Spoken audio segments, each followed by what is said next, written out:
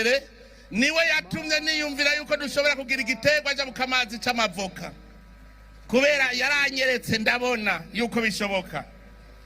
Uretse n'ivyo arahingura amaze kubaka itorero ry'ikawa rya kijambere. Ubworozi bwiwe rero uretse n'ivyo bufitiye akamaro intara kuko yorora n'inka naje yarangabiye inka naje ndumuhutu wiwe ndumuhutu wiwe yarangabiye inka ndavyibutse naje naramugabiye naje naramugabiye twagabiraniye n'umuhutu waje nkabu wiwe ntaje bako kajayo. Uyu Manirakiza Marke arakorera abene gihugu mu mahera kuye mu musaruro wiwe. Abanyeshure baramuzi.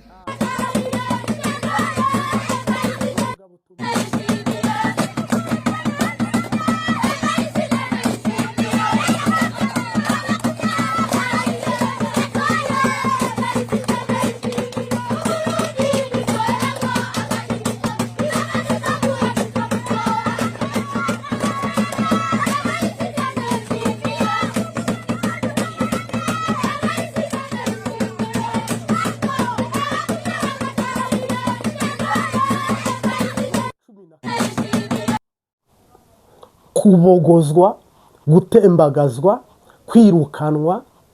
Aba bose muri kubona ari Reveri, yari Baratuza, ari Pirima, ari Neva we ni nimero ya mbere. Ibi ndi kukubwira ni Rijas, ni Express. Nakubwiye ko dufite igicu kingana n'ikiganza. Je ntabwo ndi mu mubiri, ndi mu mwuka. Turi mu ndwi tureretse, turi mu kwezi kureretse. Ibindi bisigaye narababwiye ngo General Prophete Marite nabyifatiye mu minwe. Igisirikare cyarananiwe, igipolisi kirananirwa, Inyamirama bizirananirwa, ndetse n'abandi babigerageje bose n'indi nkunga ntacyo byamaze, kuko Bibiliya ivuga ngo ntabwo byakozwe n'amaboko yanyu, ngo ariko Imana yirukanye abahivi, yirukana abayewisi, yirukana abaheti, ikoresha amavubi n'inzuki igera ku tsinzi. Niki Imana igiye gukoresha mu Burundi kwirukana, gukimbiza, kumenesha, gukubita no gukuraho, kugira ngo isezerano ry'Imana rivuke kandi rishyigikirwe. Nje maze iminsi impanura, n'ubu ndabandanyije, kandi abo mpanurira bafite amatwi y'umutima n'ay'umubiri. N'iki gihugu murakizi, muranagisobanukiwe. Igihugu ndi kuvuga n'iki Imana yatubwiye, n'abagomba kukiragwa no kukijyamo. Turi mu ndwi rero irimo umutuku, irimo amaraso. Turi mu kwezi kurimo urupfu. Urupfu ku bantu mwita ko bakomeye, ku bantu muvuga ngo mwabatoye, nta wabatoye. Nta nubwo muri burokoke iyi nkota, nta nubwo uru rupfu mu rusimbuka. Iyo biba ari Museveni waguhigaga cyangwa Ruto cyangwa Trump, ibyo twese tuzi ko wabisimbuka. Ariko ukuri kwiyamamagaye, uru rupfu nta muntu uri burusimbuke. Mbisubiremo, uru rupfu nta muntu uri burusimbuke. Mubari target yo gupfa. Ubwo nyuma yaho harimo abandi bari buprofite, za dayimoni zahawe akazi, ya nkunzo, ba bantu bakoreshwa kandi barangiza gukoreshwa Imana ikabavuma ikabaca nabo. Nanaburira abantu, uramenye niba wikunda ntube gahini wo kwica, ubaberi wo kwicwa. Rero hano hari abantu Imana irahora inzigo n'agashavu. Turi mu ndwi, nanone ntanze imitangazo, muze kumfasha ku mugabane w'Uburayi cyangwa Amerika cyangwa muri Afurika, tugire igikorwa dukora cy'urukundo, gusenga gufise ibikorwa. Hormo zirafunze, ibibazo ni byinshi, intambara ni nyinshi. Gira uko ubabarana n'impunzi zibabaye, gira uko ubabarana n'abari mu bitaro cyangwa muri gereza. Uyu munsi nigishije urukundo muri Matayo 12:30 uri bubyumve. Najewe ndimo, namaze imyaka 9 nta nkunga nasabye, ndi mu Burundi hazagira umbeshyera ibindi. N'ubu umwaka urarangiye ku Mbabazi TV gatatu, sindavugaho nimero nayivuze ejo, n'ubu ni ukuri icyo murantunga mbiseguyeho. 250 78 8 95 19 35 mu Kinyarwanda, 250 782 9 5 19 4 5. Rero ndapfukamye ibigiye kuba Imana igukore ku maso. Turi gukora igikorwa cy'urukundo cyo guca bugufi twihana tubwira Yesu ngo uduhe kuba baraganwa nawe muri Kanani. Tubabaranye n'impunzi, ibibazo byakomeye. Niba hura ubuzima bukugoye, imagine abari muri gereza, imagine abari mu bitaro. Udaprofise buno ngo ugire cyo ukora, uzajya gufasha nde muri Kanani? Ariko icyo uzaba ari cyo wibutsa Imana ikujabukana. Ninde uzajya? Yesu azaba yamaze kumena umugisha, Yesu azaba yamaze gutanga igihugu. Uvuge ngo njyanye amaturo mu rusengero, ngo ngiye gufasha abantu. Urafasha iki? Inshuti iboneka mu byago. Buno Burundi bufite impunzi, muba ariho museruka. Buno igihugu kigowe, muba ariho mufasha abantu. Rero abadafite ubufasha gushyira ku iyi nimero ngo tuzagira ibyo dukorera ku karubanda, abadafite ubushobozi bwo kuba bakora igikorwa tuzakorera hamwe ku Mbabazi TV gatatu bivanye n'ubushobozi tuzaba dufite, reba umuturanyi umusure, ariko uvuge ngo Mwami Yesu uzampe kuragwa Kanani. Fashije uyugowe, si uyugowe, mbabaranye n'ubabaye. Njyewe icyatumye Imana indindira i Burundi 2015, impunzi z'abakongomani za 2012, za 2008 9, impunzi z'abakongomani zampingukagaho ndi umwana mutoya. Ariko cya giceri mama mpa gutura, bya byo mama yangaburiye ngaha impunzi, kandi sinari ifite isezerano ryo kujya hanze, nari nkiri umukatolike. Mana ndahaye abanyamahanga, nanjye igihe nzaba ndi mu mahanga uzonyibuka. Ndashimiye abangiriye neza mu Burundi, ariko bikomokaho. Ibyo biba nibyo uzimbura. Ntihagire umuntu wumva ko ngewe mutegetse, ahubwo Pawulo avuze ngo uko umutima ugutegeka, icyo ugutegetse uba ari cyo ukora. Kandi ntihagire wumva ko nge ndi gusaba inkunga yindi ni ukuvuga ngo amaboko yakira natanga, marayika ubishinzwe abyandike mu ijuru. Kuko yewe sinjya njya ibintu mpawe na shetani onodijesi, akaba ari shetani ishaka kuduha inkunga bizafiringe. Ariko niba ari Imana igukoresheje, uzatanga iyo nkunga, natwe turebe uko dusura abandi, tubasha kujyaho, kuko urubuga rukurikirwa na benshi. Ndetse rwose numva nta kibazo byagutwara, twanakuvuga twanabivuga, kuko turemerewe gukora ibyiza bikavugwa na Yesu. Ibyo yakoze nta na kimwe kitanditse mu mwuka. Abo kubyumva Imana ibaha amatwi yo kubyumva, abatarabo kubyumva ikayafunga. Merci beaucoup. Imana ntiri kuvuga ibitaro nkuko ndikuravuze ngo ibitaro byabagaza, amabarabara yabagaza, ibikorwa remezo bagaza ngo yabafashije kugeraho. Oya, jewe ndahanura ibintu umuntu wese azareba akavuga ngo ni muri Afurika cyangwa ni muri Amerika, ni muri Afurika cyangwa ni mu Burayi. Harimo rero abantu bumva ko icyo gihugu ari igihugu ngo giciriritse. Oyaye, rero mbisubiremo, abipirime niyo ngabo arabogozwa, abikasupari baratuza arabogozwa, abe Reveriyani Ndikuriyo arabogozwa, abende iki gihugu Imana yagitanzeho Yesu Kristo. Apana mwe muri kuvuga Rwagasore, Ntaryamira, Ndadaye, Sipiriye n'abandi. Nanjyewe nivuze kuko nanjye amaraso nari amenye, kuko niba hari amasengesho senze amazi y'u Burundi nkayabamo igihe kirenze imyaka ingahe, sengera mu mazi mu giti mu ishyamba nkanafungirwayo, nanjye namenye amaraso, narafashwe. Ibyo mbyihoze. Ibyo byose rero hari undi watanze amaraso aruta yabo n'ayanjye, witwa Kristo, utagira ruswa n'ibiturire. Uwo rero agiye kwirukana umufundi n'umuyede, yirukane dogiteri n'umutaravayeri n'umuparate, yirukane perezida n'umwungirije n'umwungirije n'umwungirije. kandi uko kwirukana kw'Imana ntabwo ari ukwirukana kw'abantu. Imana iyo iguciye n'iyo ukomoye n'iyo ikwirukanye, burya n'iby'ubugingo irabikata, irabica, irabyirukana. Ni ukuvuga ikigiye kubaho nicyo abantu bahishwe. Bafite amaso ntibabona, bafite amatwi ntibumva, bafite akanwa ntibavuga. Ibigiye kuba ni ibintu bidasanzwe, ni ibintu navuga ngo isi yose izareba ikumirwa, kuko deliverance y'Imana si deliverance y'abantu. Niyo mpamvu abagerageje kudeta Imana yanze ko bicamo, bitazitirirwa niyo mbare. Abagerageje kuvuga n'ijwi rirenze ba Rupyiri, ba Faustin, ba Pacifique byaranze.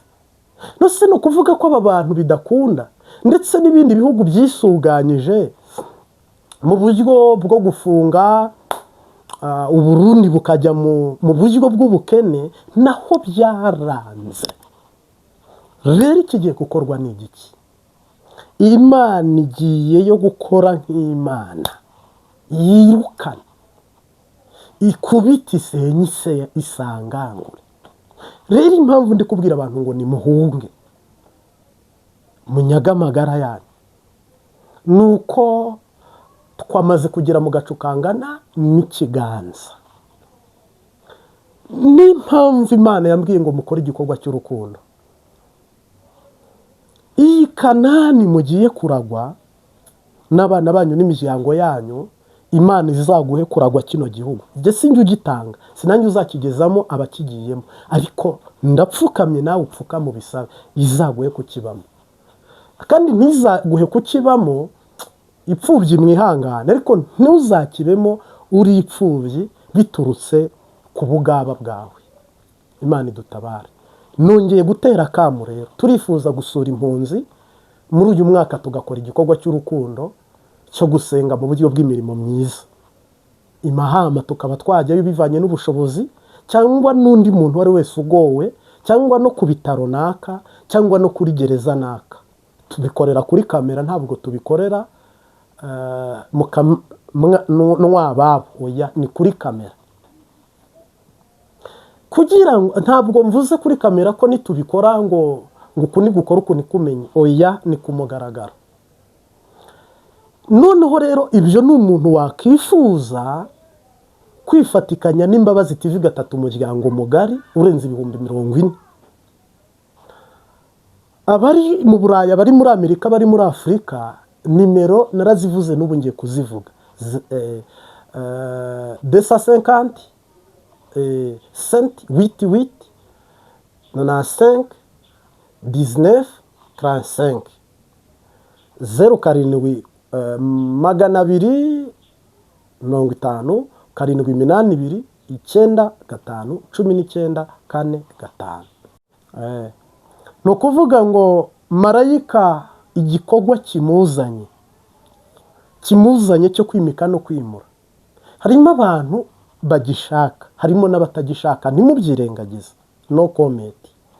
Iyo rero umuntu ahagaze mu kuri Uwiteka ahagazemo, Nyiringabo Imana aba ari muri kote y'Imana. Kandi guhagarara mu kuri ni ukureba n'urwana intambara, reba kote Imana irimo. Niba Uwiteka atari mu ruhande rwacu, ndagaba igitero cy'iki? Niba Imana itadushyigikiye, ubundi turarushywa n'iki? Twabwira abantu rero ngo ntabwo tunaniwe kubwira abantu ngo ni mukure y'amaso muhebe, mubivemo, mubyibagirwe, ntabwo muzigera mubona isezerano rishyika. Ibi nimbivuga ndabwira abantu Imana yemereye Kanani. Aba bantu Imana yemereye Kanani bakoze byose, batanga byose, batanga imitima yabo, baritanga ku rwego ntashobora kukubwira. Ntabwo igihugu ndi kurwanira nge ntabwo ari u Rwanda. nta nubwo umugisha bingana, nta nubwo ari ugutinya abo ngaha shaka nari kuguma i Burundi nkavuga n'abo Rwanda ari inyungu, kuko u Rwanda nirwo rufite abatrangeri benshi. Iyo nza kuba ndondera views i Bujumbura nahakoreye imyaka 9 nta muntu wanyirukana, n'uwo ari kunyirukana nari kwigura, si biturire se. None se singe wanze kuba umupasitoro muri Roshe? Nuse niki cyababujije kunyica? Si icyo rero iyo nkubaka n'ubu mba nicarana na Mbayahaga ndetse ndi n'imbere ye, kuko genda umuhanuzi ndetse n'ijambo ry'Imana ntago ndi umwana, no muri siyase si n'umwana. Ariko kirazira gufata ubugingo ukabuvanga cyangwa ukabugambanira, ari n'ubwawe mo please. Oyaye je rero nahisemo kumvira Imana kuruta kumvira abantu. Niyo mpamvu sahize abantu bagiye kuragwa Kanani yitwa Burundi, bamwe bafata Prophète General Martin nka shitani, kuko ndi guhanura ngo ibituma batakaza ibirombe by'amabuye y'agaciro, ibituma batakaza ibyo bagezeho aho baviriye mu ishyamba, kuko inzara bavanye mu mashyamba ntirashira, baracyasahura, baraciba, donc baracyafite ibintu bisa n'akavuyo n'akajagari.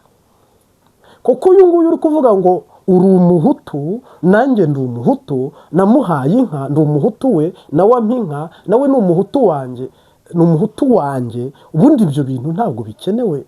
Iyo si disikuru y'abene gihugu bashonje, nta gitoro, nta mahera mva makungu. Ni ukuvuga ngo harimo abantu bitiranya ibintu. Njyewe rero iyo nkenera kuba nkeneye gucuruza urubuga rwa YouTube, imyaka 9 namaze i Bujumbura, YouTube yari ihari n'amadisi mu Rwanda agihari, nari gufungura urwo rubuga. Video ya mbere itangira hano iriho misiyo y'u Burundi, video ya nyuma izaba iriho misiyo y'u Burundi uko yarangiye. Ntabwo ndi umwana kandi sindi umuhanuzi w'umwana, ariko ibi mbivugiye iki? Guhumuriza abantu abo ndi kubwira. Kanani turi ku munsi wa mbere w'iminsi 7, tugiye kwinjira mu munsi wa 2. Uyu munsi wa 2 tugiye kujyamo ni umunsi udasanzwe, kubera ko iki cyumweru cyangwa mu gitaha, kubera ko uku kwezi cyangwa kwa gatandatu abaraganwa na Kristo bari bwinjire muri Kanani. Niba bari bwinjire muri Kanani, hano twarasemereye tuvuza inzamba kugira ngo abantu bitegure mu buryo bwuzuye, kandi bahagarare mu buryo bubereye, mu buryo bunoze, mu buryo bwiza, nk'abantu bagiye kwakira inyishu cyangwa se igisubizo. Mungu asifiwe. Ibyo bintu rero ntabwo ari urwagwa, si nyama, si amafi, si ifiriti. Jewe urutonde ndiho nubwo nyene, ntabwo mpinduka, ntabwo njagaraye, ntabwo nihenze, sinibeshye. Mburire iyi mburi nyitambutse, mburira abantu bafite imitima yoroshye nk'inyama. Hari ibintu marayika azana kugira ngo apime kwizera kw'abari mu isi. Yesu yapfuye kugira ngo abantu bavuge bati birarangiye, ntabwo ari Imana. Akubitwa bareba, babazwa bareba, ariko kari agategwa bateze. Ese kwizera nzagaruka kukiri mu isi? Lazaro arapfa, abatega umutego yarabikoze kwa Yayiro, baramupinga, baramurwanya, ntibamwumva. Ageze kwa Lazaro azura umuntu, ho barabyemera. Nibi perezida w'u Burundi yamaze kuvuga ngo ndaba perezida wa Repubulika y'u Burundi. Akimara gutangaza iri jambo ko agiye kongera gutwara u Burundi, abantu babifashe nk'ukuri, babyizera nk'ibiri byo, babyikiriza nk'ibyabaye, babibona nk'ibiri byo. Igihugu ni icyande, cyaremwe nande, ugitwara ninde, yashyizweho nande, akurwaho nande. nubwo yava kurahira yafashe idarapo akarahirira gutwara Uburundi ntibivuze kuyobora Uburundi. Kandi ntabwo yari bube Sawuli Imana aciye ku ngoma ngo akayobora imyaka ngo 40. Oyaye, ndaguhumurije ndakuremesheje. Ariko ibi mpamvu mvuze ibi nanone, ntugwe mu mutego no mu mporera iyo kutizera ukorokere mu bapagani, ucokore urogotwe kuri mwe muyera ngo tuzataha ryari. Ibyo ntashidikanya nuko amarira ari mu mpunzi za mpunzi z'imahama amaze kuzura igikombe kiruzuye. Sibyo? Ayo marira y'imahanga, amarira yo muri Nduta, amarira y'i Burundi. Niba nawe ureba kuri ukabona Imana itakumva aya marira, abari mu gihugu tubyihoze, ariko nabo baragowe bararushye. Niba mwe mubona ko Imana ubutumwa ndimo njajwa, mbeshya, ndiganya, nta maturo saba, nta bindi saba, uretse igikorwa cy'urukundo ejo natangaje n'uyu munsi. Hari ikindi, wumva ku bushake, ureba ku bushake. Ariko hano ntabwo YouTube ari y'abanyepolitike gusa, nta nubwo ari iya komedi gusa, nivuga butumwa ricaho ukuri kwame, na message nziza icaho ukuri kwame, intahe zicaho ukuri kwame. Rero ndagira ngo mbwira abantu ngo never ugwiwe gwageze, never ibyiwe biraheze, never ntabwo ari perezida w'u Burundi kuva ku nzara ukagera ku musatsi. Ndabihamya, senga, ndirimba, nuzuye umwuka wera, ndabihamya ntabwo ari perezida w'u Burundi. Yabogojwe, arameneshwa, arirukanwa, akurwaho, yambuwe. Donc ntabwo ari perezida wa Repubulika y'u Burundi. Yashyizweho n'abantu, ntabwo ari Imana yamushyizeho. Nakagohi bamukubitiye bamucyonderamo mu nyungu zo kugira ngo Imana ibahe igihugu muzi. Iyo muva mu bwiza mujya mu bundi mutabanje kubona amarushwa n'amagorwa, abarundi bagowe. Umuntu wabaye Induta akabonabona amabi yaho, umuntu wabaye Mahama cyane ahandi, doko wabaye impunzi cyangwa se n'ibindi bibi waba warabonye, ufite intahe kundusha.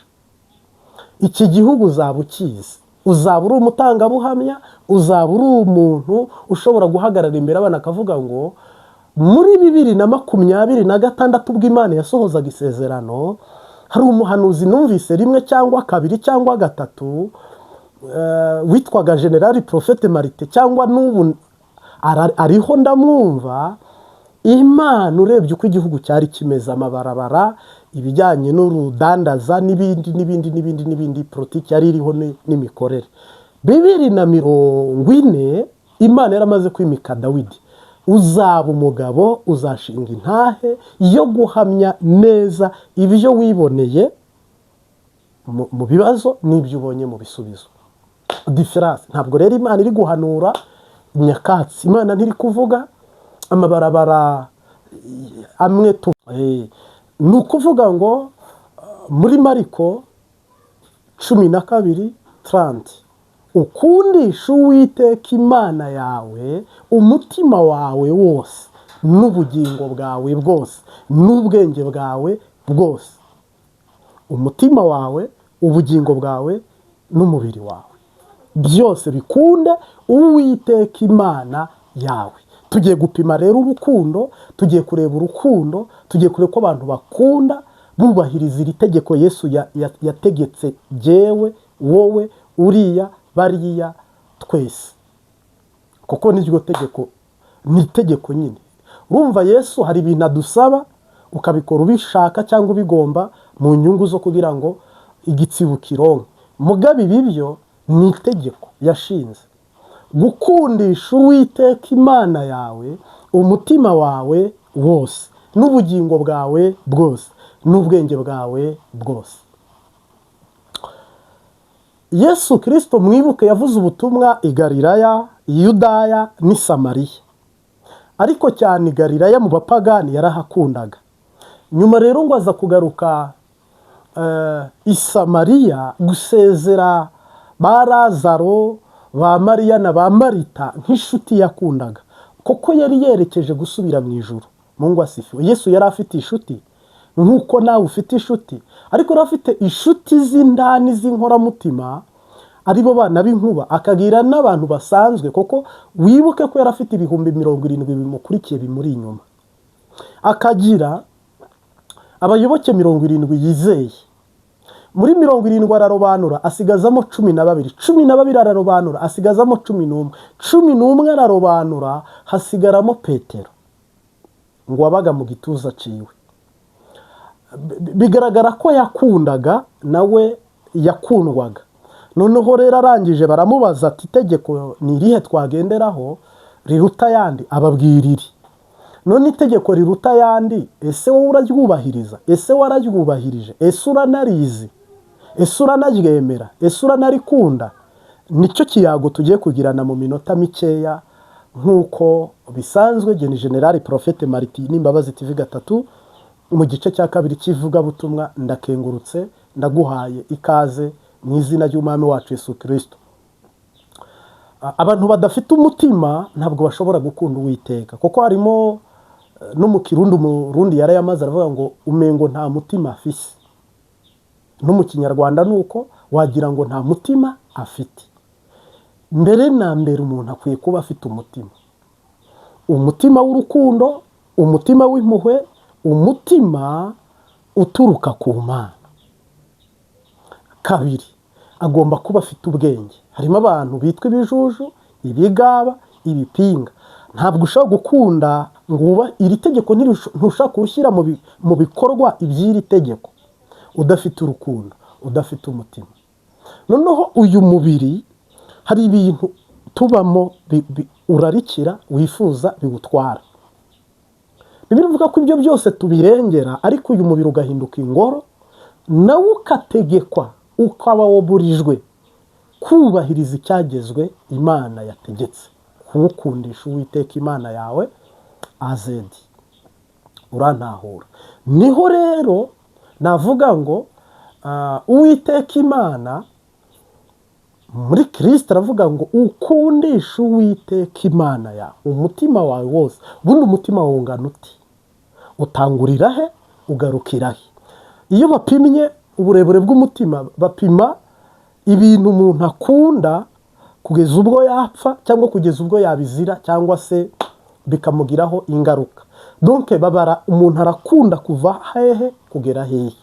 Niki cyane kiri muri wowe ukunda? Icyo ukunda urakitangira, icyo ukunda murararana, icyo ukunda urakirwanira, icyo ukunda ugitangaho ibyawe byose. Niyo mpamvu kuzana umugore kwawe watakaje imbaraga zawe n'umwanya n'ubwenge kugira ngo umuronke, uranamukwa. Kara ni agace k'urukundo. Abana wabyaye ureba uburyo witanga, bivuze ko ukunda. None Imana Data wa twese uyikunda ute? Eske ukora iki ngo urukundo rugaragare ko mukundana? Ese Yesu nawe yaza kugusezera? Ese Yesu yakongorera akakubwira ibibazo afite? Ese Yesu muri inshuti ku buryo nawe yakuganyira ati bimeze? Yesu muri umwe? Ese Yesu muri kumwe 7/7, 100% mu rukundo, cyangwa ni imitsima igukoresha ukamukurikira, cyangwa ni amafi? Biragusaba ko, impamvu mvuga ibi, nta juru nge mfite njyanamo abantu rwose mu ntahura. Harimo igihe mvuga ibi ngo kubera icyo atigisha umugisha, kubera icyo atabwira abantu umugisha. Oya, umugisha warawuremanwe uranawuvukana, kuko imvura iragwa n'izuba byose Imana ikabicana ku buntu. Imana iracyakurinze uri gutega amatwi, ahubwo ubugingo bwawe buraruta ibyo byose. Reka mbuhereho, kuko Pentecoste ntizajyana abantu mu ijuru. Restoration, Bombereje, Zion Temple, Vivate n'andi ma eglise yose, ama eglise reve yugeza butumwa ya Pentecoste, nta juru pastor azaguha, nta juru padiri azaguha, nta juru abantu batanga. Ijuru Yesu ni inzira n'ukuri n'ubugingo. Ntawe ujya kwa Data atamujyanye. niba Yesu ari muri wowe egara ubugingo. Noneho rero uyu Kristo aravuga ngo munkundishe umutima wanyu wose. Igihombo abantu bafite ni uko mu gukunda Imana ntabwo bayikunda ngo bashyireho umutima wabo wose. Ntabwo bakunda Imana ngo bagerekeho ubwenge bwose. Ntabwo bakunda Yesu Kristo cyangwa ubutatu butagatifu ngo bashyireho umubiri wose. Kuko uzabipimira mu bikorwa byawe, ubipimire mu kwitanga kwawe. Niba umuntu Imana ajya kuyiha akayiha igiceri, urukundo rwawe Imana irarupima. Niba umuntu ajya gukorera Imana akagenda ari uko afite umwanya, urukundo ubwo uri kurumenya. Niba Uwiteka ujya kumukorera ukamukorera utabizi utabyumva, bigaragara uko urukundo rwawe rungana, kubera ko abantu bafite ubumenyi buke mu iyobokamana.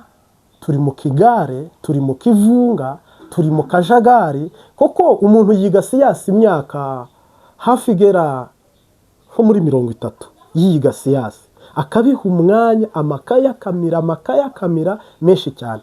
Mugabo kugira ngo umuntu yitange ku rwego rw'uko amenya iby'Imana biragoye. Kugira ngo umuntu afate ibyo afite abigure kumenya Imana, abitange kumenya Imana, kugira umuntu afate igihe gihenze kuri we. Uzafate nk'igihe cyiza ukunda gukoresha mu bigufitiye umumaro, icyo gihe ukireke ujye mu bifitiye umumaro ubugingo bwawe, ubikoreshe mu gukunda Imana. Uzafate minerivare uzitange mu iyobokamana. Kuko iyo bavuze umutima wawe wose, harimo abantu bajyana agace k'umutima, irobo y'umutima, ibindi bisigaye akabiha abana, akabiha umugabo, akabiha umugore, akabiha ubutunzi, akabiha akayizari. None akagaruka nanone Bibiliya ikavuga ngo ubwenge bwawe bwose. Ese koko ufite ubwenge? Ese ufite n'umutima? Ese ufite n'umubiri? Umuntu waremye ibyo bintu ku buzima bwawe waragusaba ko ibyo bintu ubimusubiza bikamukunda nk'uko yabiremye. Buno rero kujya gusenga ni ukukubyutsa, ni ukukwibutsa. Kwiyiriza ubusa ni ibyago, ni ingwano, ni intambara. Gukorera Imana ni ugusunika, ni uguhatiriza, ni uguhendahenda, ni ukwinginga. None gasha ijuru uzajyamo n'ijyande. Ibintu byose kubikora bakwinginga, baguhendahenda, baguha customer care kugira ngo ubikore, abo bagukoresha ibyo bo ntibaguhenda. Koko mu busanzwe wowe niwe ukwiye kwinginga, we niwe ukwiye gusaba ubwo buntu kugira ngo ubuhabwe. Mugabo barabukwingingira, kandi urakuze, ufite imyaka y'ubukure, ufite ubuzima, urakwije. None habura iki ngo natwe tuba abakristo b'ukuri? Iri tegeko uze kurisoma 11:30, umutima wawe urahita wirondora, uriverifiye. Ubwenge bwawe uriverifiye, n'umubiri wawe uverifiye. Nibura se muri ibyo ni iki kimwe nibura waba ukora mu buryo bwuzuye? Reka kugikora mu buryo bwuzuye. Ese 60 yo kwimuka wayabona? Turi muri haleluya, turi muri amena, turi muri atukuzwe, turi muri Bwana Yesu asifiwe, mu mpuzu nziza, turi mu muziki wo mu rusengero, turi muri ambiance anniversaire, ibirori bidahera, imanza zidacika zitarangira. Connection dufite ntabwo ari y'urukundo. Imana dushyizemo urukundo. Yesu yaraye i Getsemani. Ninde muntu utinyuka agafata ijoro ry'akariha Kristo? Imana igumugije, simvuze ko badahari, barahari. Ninde umuntu ufata umurango akawuha Kristo? Nabo barahari. Ninde muntu ufite umutima wiwe wose akiranguriza mu by'Imana n'ubugingo bwe n'inyama n'amagufa n'imisokoro muri Kristo ngo bo? Kuko akarorero ka hafi nerekeza ku musozo. Stefano bamuteye amabuye, ariko koko yari yaramenye, yari yarakunze. Arababwira ngo ndihangana mu ntera amabuye aho kwihakana umwami wanjye. Petero tukubwira ngo aho ntahuke aho sobanukiwe, mu mbambe mucuritse, mwere kumbamba nk'umwami wanjye. Izi ntumwa zose ntazibaza, uraza gusanga imbaraga bari bafite zose bazikoreshereje Imana. ubushobozi bwabo bwose babukoreshereje Imana. Ubwitange bari bafite bwose babushyize muri Kristo Yesu. Batera iyo ntambwe, begera ishobora bingahe byose. Uyu munsi natwe ese twe twabishobora? Ubu banta mu ntambwe bagutamo ugahamya, bakujugunya mu muriro ugahamya. Ese ubu baguta ipati mugahamya? Ese ubu wajya muri gereza umwaka umwe ugahamya ibiri ugahamya? Wagera kwa Potifari ugahamya? Imana idutabare. Rero ntabwo ubugingo tuzabushaka twahwereye, tuzabushaka turi bazima. Ntabwo ukuri tuzakumva twacikanye, tuzakumva turi bazima. Nta nubwo tuzakizwa twamaze kugera ahacecekerwa, ahubwo tuzumva ukuri turi bazima mu bizima. Donke naho nyene ruzingiye. Abo dusengana, abo duhanurira, abo tubwira ijuru, abo twigisha, ni abantu bemera neza ko bagomba kurondera umutima wabo aho utangirira n'aho urangirira, n'ubwenge bwabo n'umubiri, bakabikundisha Uwiteka Imana Nyiringabo na Isirayeli 100%.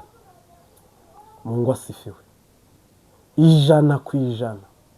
Donke nta kintu kibuze, nta n'igihombye, nta n'igipfuye, ukabikora nyine neza cyane.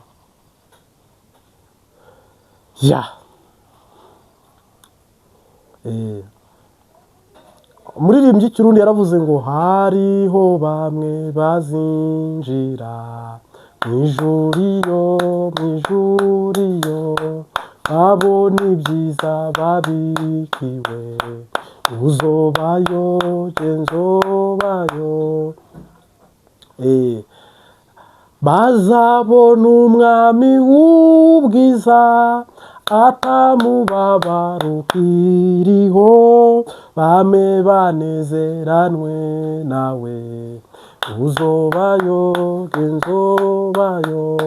Bazabona umwami w'ubwiza, bamwe banezeranwe nawe, atamubabaro ukiriho, uzobayo genzobayo. Bazakomanga ku rugi, bugaranwe, nta kiza bumva nibavuga, urugi ruzaba rukinze, ntibazabona cya gitsibo, uzobayo genzobayo. Ngira ngo rero iyo ni indirimbo y'Ikirundi, ntibuka nimero zayo, ariko abayizi muzayirondere. Nge ntago nyizi, ariko nyizuko. Ariko nanjye nikosa kuba ntayizi, kandi ivuga akaga abantu bihakana Kristo bazabona. Ni ikosa rwose. Mwami Yesu ndagushimiye, uduha umutima, uduha ubwenge n'umubiri, tubikundisha Uwiteka Imana yacu AZ, aho bitangurira n'aho biherera. Yesu ubu wa mbere, utubere Arufu, utubere Omega. Shimiye umuntu wese wateze ugutwi, abo muraganwa na Kristo, kandi ubuntu bw'Imana bumubeho none n'iteka ryose. Amen. Turabakunda cyane, ugire umugisha mu izina ry'Umunyanazareti. Amina. Haleluya.